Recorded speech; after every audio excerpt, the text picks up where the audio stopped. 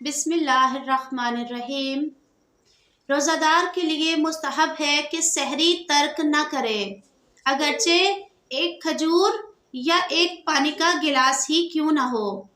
روزہ دار کے لیے مستحب ہے کہ سحری کے وقت سورہ انا انزلنا کی تلاوت کرے۔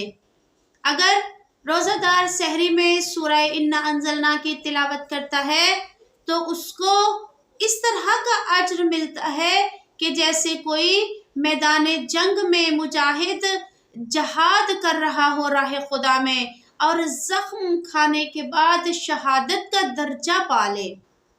اسی طرح روایت میں ہے، بہتر ہے کہ روزہ دار روزے کی نیت سحری کے بعد کرے، اور بہتر ہے کہ سحری کے وقت نماز تہجد ادا کرے۔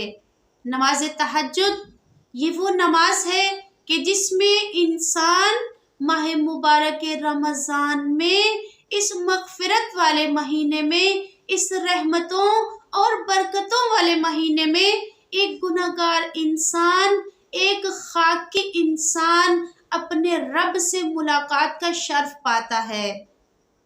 نہ صرف ملاقات ہوتی ہے بلکہ انسان اپنے گناہوں کی معافی طلب کرتا ہے، استغفار پڑھتا ہے، اور ایک جملہ کہ جو نماز شب میں کہا جاتا ہے، ھذا مقام العائذ بک من النار، اے پروردگار یہ ہے کہ جو جہنم کا لقمہ بننے والا ہے، جو جہنم کی طرف جانے والا ہے۔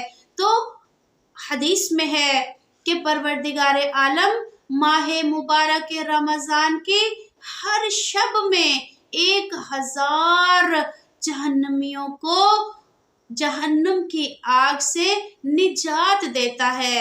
بس انسان ہر لمحہ یہ دعا کرتا رہے کہ پروردگار وہ جن کو تو جہنم سے آزادی کی سند دے رہا ہے، میرا نام بھی اس فہرست میں شامل ہو جائے۔